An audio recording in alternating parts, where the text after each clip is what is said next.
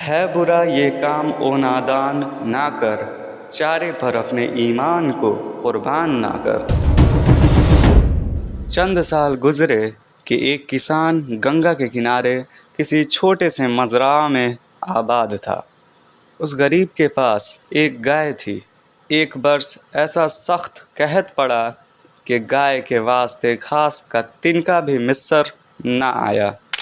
کسان کو سخت تردد ہوا کہ اگر گائے مر گئی تو زندگی کیسے بسر ہوگی؟ پھر اتنا سہارا بھی عیال و اطفال کو نہ رہے گا کہ دودھ پی کر دم تھام لے۔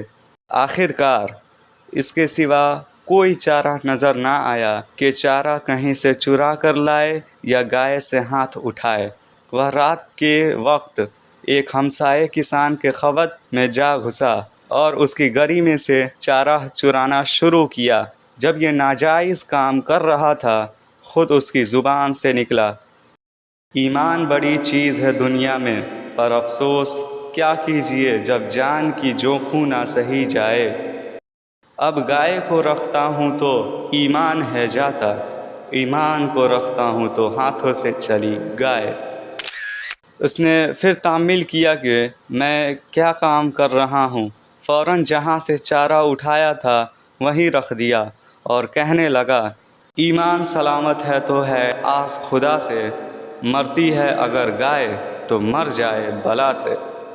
بھوکی گائے کو یاد کر کے پھر اس کا جی بھر آیا اور سوچنے لگا کہ ہائے کیوں کر اس کی جان بچاؤں، اس کو مر جانے دوں تو بچوں کو کیا کھلاؤں۔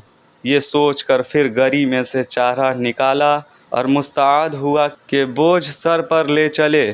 جس وقت وہ بوجھ اٹھانے کو جھکا، ایک آواز کان میں آئی، ہے برا یہ کام او نادان نہ کر، چارے پر اپنے ایمان کو قربان نہ کر۔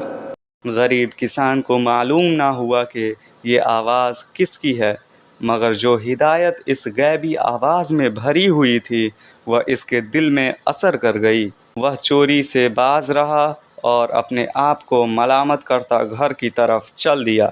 دوسرے دن وہ حیرت زدہ سا رہ گیا جب دیکھا کہ وہی ہمسائے چری کا بھاری گٹھا لیے اس کے دروازے پر کھڑا ہے۔ پہلا لفظ جو اس نے کہا یہ تھا، چوری میں کیا دھرا ہے، ایمان ہے تو سب کچھ، لے گائے کی نہ کرنا اے یار فکر اب کچھ۔ وہ بھی عجیب وقت تھا۔ غریب کسان کو فوراً معلوم ہو گیا کہ رات کی کارروائی سے میرا ہمسائے ضرور واقف ہے۔ وہ خاموش تھا مگر شرمندگی اور خوشی کی بھری نگاہوں سے نیک ہمسائے کا شکریہ ادا کر رہا تھا۔